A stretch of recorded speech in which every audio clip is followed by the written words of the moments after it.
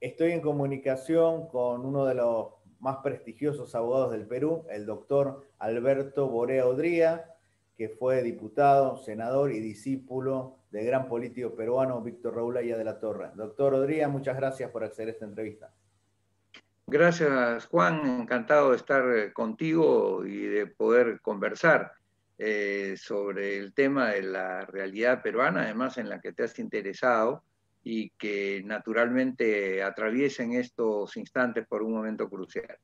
¿Qué nos puede decir del direccionamiento del Jurado Nacional de Elecciones, sobre todo hacia algunas candidaturas? Recordemos que quieren excluir a la candidatura de Renovación Popular de Rafael López Aliaga y hace un par de meses excluyeron definitivamente a la candidatura del doctor Francisco Díaz-Canseco. Bueno, mira, yo no creo que efectivamente haya un direccionamiento en el Jurado Nacional, espero que no lo exista. Espero que así como han pasado la inscripción de Martín Vizcarra y la inscripción de Verónica Mendoza, que si bien es cierto pasó en el jurado electoral especial, eventualmente pues siempre hay una supervisión de parte del jurado nacional. Yo espero que en esta oportunidad el Jurado Nacional de Elecciones dé más bien una demostración de lo que es la aplicación del derecho en un proceso político y en consecuencia deje de lado las pequeñas cosas que sin ninguna proporcionalidad y sin ninguna razonabilidad le hurtan, le roban al peruano la posibilidad de elegir entre las opciones que se han presentado, no obstante que podamos estar incluso en desacuerdo con todas.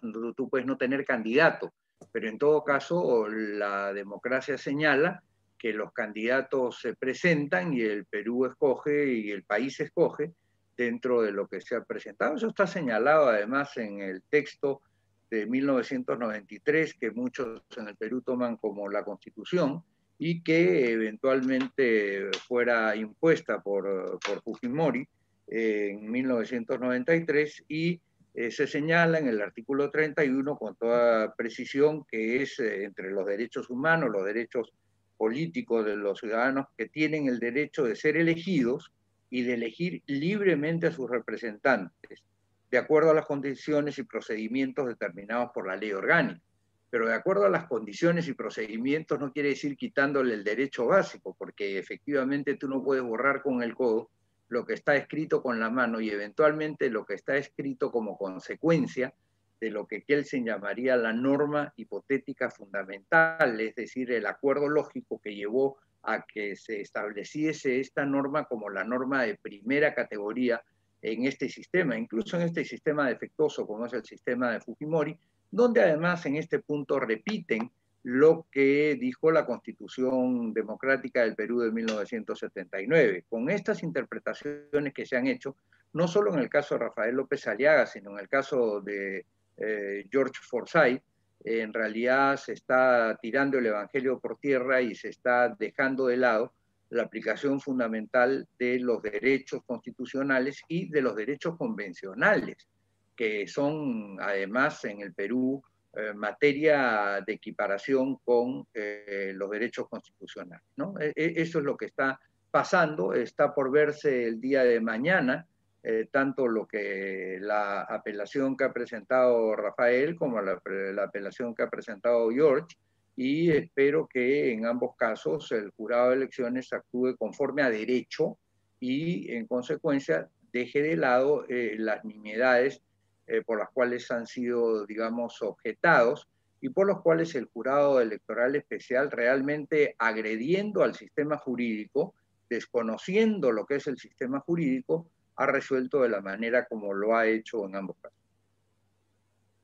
Hace 5 años le excluyeron definitivamente de carrera electoral al candidato César Acuña de Alianza para el Progreso porque él efectuó una donación en efectivo. Pero hace 10 años no excluyeron al candidato al Congreso José Luna Gálvez, que dijo que si iba a ser electo congresista iba a donar su sueldo y ganar un sol, como hizo Víctor Raúl Haya de la Torre en la convención constituyente. En este caso, ¿por qué no se respeta este precedente? ¿Por qué quieren excluir un candidato que dijo que donaba Mira, porque sueldos ha absolutos. pasado algo muy curioso en el Perú y lamentablemente creo que en muchos países, que es que se quiere meter la mano digamos, en los temas menudos.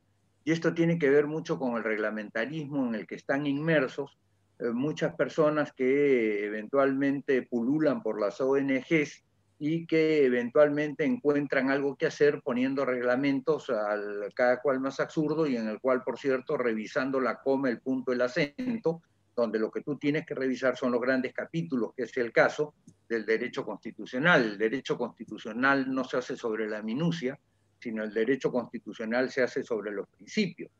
Y como te decía, el gran jurista Hans Kelsen señalaba que es la norma hipotética fundamental, es la hipótesis que todos los miembros de un país asumen y que, digamos, se convierte luego a través de una asamblea o a través de un referéndum o a través de algún sistema en el cual participa la población en general en lo que se llama la Constitución en el sentido jurídico positivo, es decir, en lo que tú entiendes como el texto constitucional.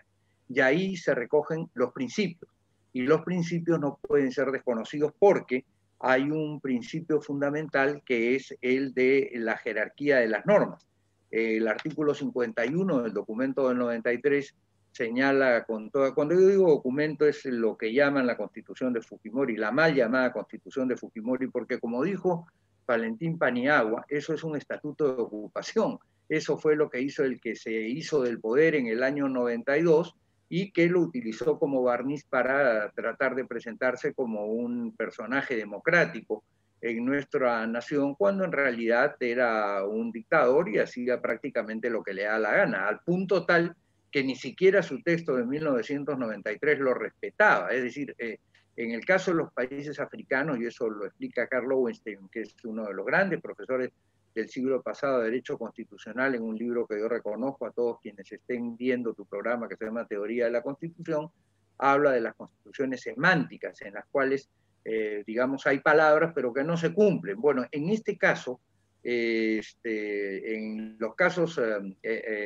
africanos, por ejemplo, el gobernante, el bocasa de turno, el que tiene 40 años en el poder, cuando quiere modificar algo, él modifica lo que quiere, hace lo que quiere, pero después se da el trabajo de llamar a supuestamente, comillas, su asamblea o su constituyente y por lo menos modificar el texto. En 1993 él hacía lo que le daba la gana al margen de su propio texto. En realidad esto no tiene, desde el punto de vista teórico, categoría de constitución. Sin embargo, como aquí se le ha dado ese uso y lamentablemente por costumbre inclusive apañada o apapachada por muchos constitucionalistas, bueno, voy a referirme a ella. El artículo 51 de este texto señala: la Constitución prevalece sobre toda norma legal,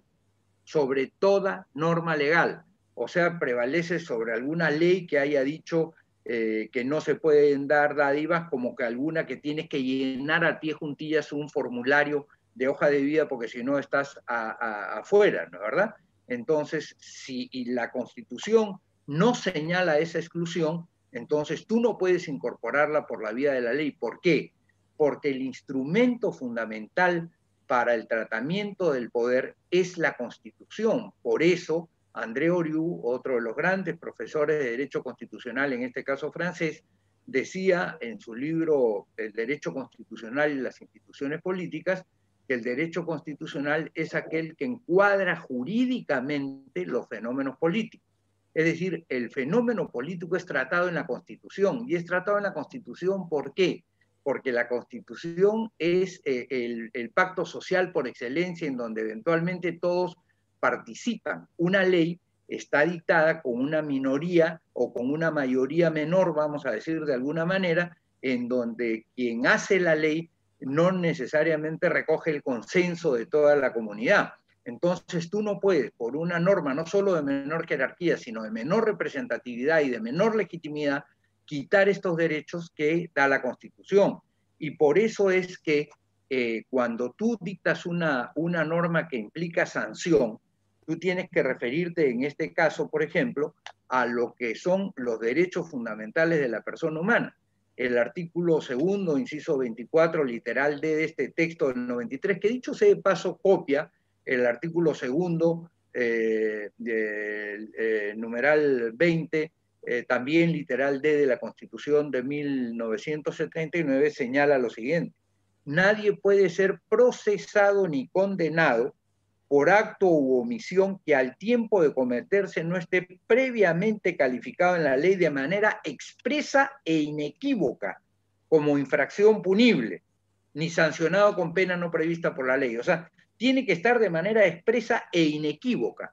Y aquí, por supuesto, ahí caben todo tipo de interpretaciones sobre el tema dádivas. Como tú comprendes, ¿qué dádiva es que tú digas, yo cuando llegue al gobierno voy a hacer esta cuestión? ¿Cuánto significa el sueldo del presidente? 15.000 soles, eventualmente un poco más de $4.000, entre 33 millones, divide esos 15.000 entre 33 millones y te deben salir centavos más o menos. Entonces tú no puedes hablar de dádivas en este punto. Ya tú has recordado a Víctor Raúl Aya de la Torre, autor de, digamos, del esfuerzo nacional por la recuperación de la democracia en 1978 y 79, a la salida del régimen militar, y este es un texto copiado. Entonces, tú no puedes hacer interpretaciones extensivas en materia de sanción. Las interpretaciones en materia de sanción siempre tienen que ser restrictivas, tienen que venir previa e inequívocamente establecidas en Y la ley. aparte algunos dicen que Difícilmente esto cabe no puede ser el tema retroactivo, propio en esto. porque él lo dijo Difícilmente antes cae el de ser tema. candidato. Déjame que termine. Sí. Espérate que termine.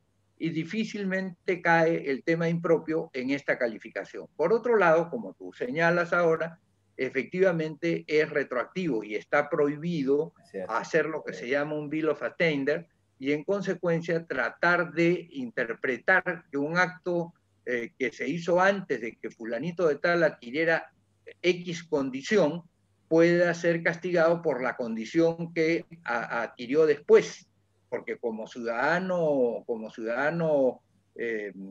libre podía hacer y decir lo que le daba la gana. No sé si me dejo entender. Así es. Sí, una cosa es como candidato y otra es como ciudadano peruano. Con respecto a Pero que te Perú... quiero decir Sí. que ni aún como candidato esto calificaría para sacarlo de la contienda. Así es. A O lo sea, ni sumo una aún como multa, si candidato. pero no No, la así es. expulsión. Sería un absurdo.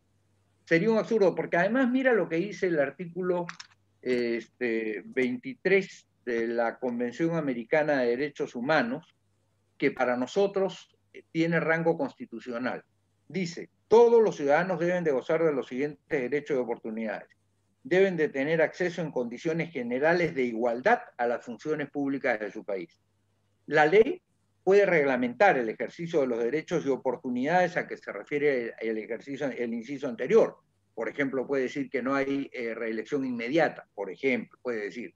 Y dice adicionalmente, exclusivamente puede hacerlo, exclusivamente puede limitar estos derechos por razones de edad, que no es el caso, nacionalidad, que no es el caso, residencia, que no es el caso, idioma, que no es el caso, instrucción, que no es el caso, capacidad civil o mental, que tampoco es el caso, o condena por parte del juez competente luego de un proceso penal. Estos son los únicos casos en los cuales tú puedes generar una condicionalidad al artículo 31 que te acabo de leer, porque además el artículo o la cuarta disposición final y transitoria de este texto del 93 dice: las normas relativas a los derechos y a las libertades que la Constitución reconoce, entre ellas el derecho político, ¿no es verdad?, a participar, se interpretan de conformidad con la Declaración Universal de Derechos Humanos y con los tratados y acuerdos internacionales sobre las mismas materias ratificadas por el Perú. Entonces yo he escuchado decir al doctor Salas, que es el presidente del Jurado Nacional de Elecciones, que él quisiera una participación más amplia, un entendido más amplio de la participación, pero que él tiene que resolver de acuerdo a las normas. Yo estoy de acuerdo con él. Él tiene que resolver de acuerdo a las normas. El problema es que las normas comienzan por la Constitución, no comienzan por el formulario, ni comienzan por lo que dijo el señor López Aliaga.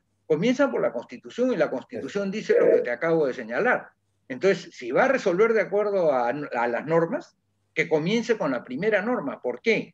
Porque el artículo 138 incluso le obliga a quienes son jueces y en general al país, ¿no es verdad?, a respetar el sistema de jerarquía de normas. El artículo 138 habla para los jueces, dice, en todo proceso, todo, de existir incompatibilidad entre una norma constitucional y una norma legal, los jueces prefieren la primera. O sea, fíjate tú que cuando dice esto, lo que está diciendo es, ustedes tienen que preferirlo aunque nadie me lo haya alegado. Es decir, aunque López Aliaga o Forsyth no hubieran hablado, no conocieran estos derechos, ellos tienen que conocerlo por aplicación de este artículo y lo que en la doctrina se llama el jura novit curia, que quiere decir que el juez conoce el derecho. Doctor, en el Perú, como en la mayoría de los países democráticos y republicanos, hay un derecho a la libertad religiosa. ¿Por qué se lo ataca tanto a Rafael López Aliaga por ser católico? Porque esto, si se hace con gente de otra religión, seguramente puede haber un apercibimiento legal. En este caso, ¿qué opina de que muchos lo llaman fanático religioso, fundamentalista? ¿Por qué esta discriminación a un hombre que tiene temor a Dios, respeto a Dios y que profesa la religión católica? Bueno, porque durante muchos años, digamos, excepción hecha de algunos que hemos estado además directamente marginados, primero por el fujimorismo y luego por los que querían que digamos, el modelo fujimorista siguiera en el Perú intocable, porque entendían que esto era una suerte de Edén para, digamos, para determinado tipo de conducta en lo económico, en lo social, en lo que fuere, no tuvieron el coraje de salir a enfrentar algo que es elemental. Es decir, yo soy católico, siempre lo he señalado, católico, apostólico, romano y pecador, por supuesto, como todos los seres humanos. Pero está bien López Aliaga en el sentido de que él pueda profesar su fe y no solamente profesar su fe, sino además expresar cuál es su fe, como lo hacen los ateos que no tienen religión, o como lo hacen los que tienen distintas creencias, que creen que eso es cool, vamos a decir, ¿no? Y lo otro es como retrógrado, no señor, al contrario. O sea, establecer con claridad las posiciones que uno tiene, a mí me parece, al contrario, muy bien. Ese es un tema que hay que resaltar en vez de denostar. La última pregunta. Usted fue discípulo de Aya de la Torre. Rafael López Aliaga siempre se expresa muy bien de las ideas de Víctor Raúl. Incluso hay muchos apristas que apoyan. Entre ellos hay una candidata que es nieta de uno de los fundadores del APRA, Sixa Romero, la hermana del exalcalde arequipeño Jaime Romero. ¿Qué nos puede decir de este apoyo que está recibiendo de muchos apristas y gente que tiene formación dentro del partido? Bueno, el APRA lamentablemente perdió el rumbo.